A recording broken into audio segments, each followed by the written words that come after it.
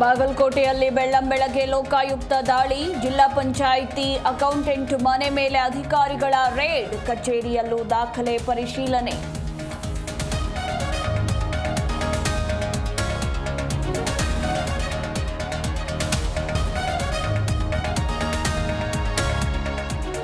ಮಂಗಳೂರಿನ ಹಲವೆಡೆ ವರುಣನ ಅವಾಂತರ. ಇಂದು ಮಳೆಹಾನಿ ಪ್ರದೇಶಗಳಿಗೆ ಗುಂಡೂರಾವ್ ಭೇಟಿ, ಸಾರ್ವಜನಿಕರಿಂದ ಅಹವಾಲು ಸ್ವೀಕರಿಸಲಿರುವ ಸಚಿವ.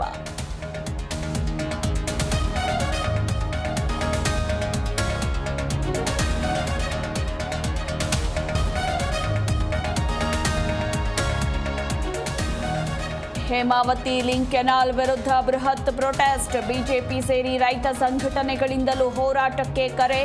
ಸುಂಕಾಪುರ ಸುತ್ತ 10 ಕಿಲೋಮೀಟರ್ ನಿಷೇಧಾಜ್ಞೆ ಜಾರಿ.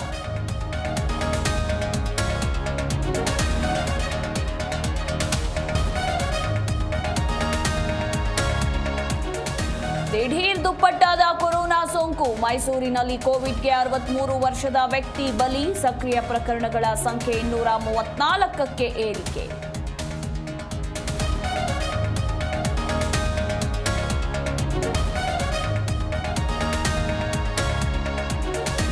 ಸಾಹಿತಿ ಎಚ್.ಎಸ್. ವೆಂಕಟೇಶ್ ಮೂರ್ತಿ ನಿಧನ, ಸಕಲ ಸರ್ಕಾರಿ ಗೌರವಗಳೊಂದಿಗೆ ಇಂದು ಅಂತ್ಯಕ್ರಿಯೆ.